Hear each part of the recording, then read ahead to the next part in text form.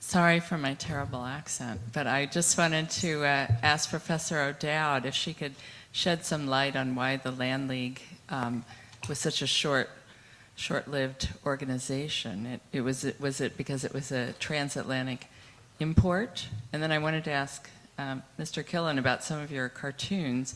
I'm just wondering, during this period, was there a lot of cross-dressing in the cartoons was a gender-bending part of the political ribaldry in the Irish press, as it often was in the American press during this period?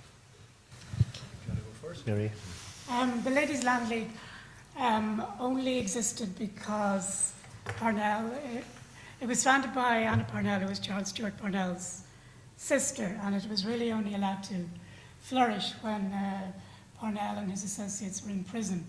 And when they came out of prison, there was a big argument between the male organisation and the women, partly over money and partly over different political priorities about how the Land League campaign should be run. So the Ladies' Land League was closed down or shut down in a great deal of bitterness and recrimination between Anna Parnell particularly and her brother and some of the men in the group. So that's why it only lasted 2 years. John? Yeah. I'm not sure why you think I know about cross-dressing. We'll talk about this later. But no, funny enough, if it's a serious question, no, there's none of that in the political cartoons or the postcards.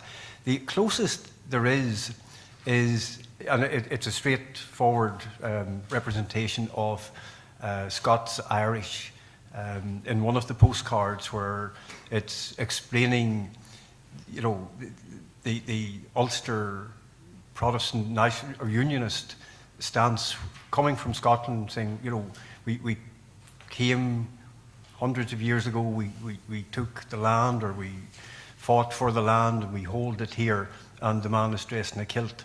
And on the other side, there's, you know, the Irish saffron kilt in postcard form, but no, all done very much above board.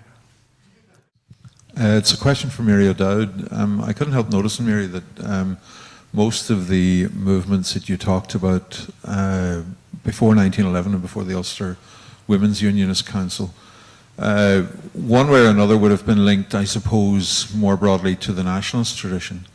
To some extent, the Land League or whatever might have transcended that a little bit, but by and large, one would see them as being linked to a nationalist tradition, by no means necessarily Catholic, if you look at the Volunteers, 1770s, but certainly nationalist. Does the Ulster Women's Unionist Council have any kind of background in the Unionist community, or is there any earlier involvement of women in Unionist politics that forms a kind of a prehistory of that council in 1911? No, it's a good question.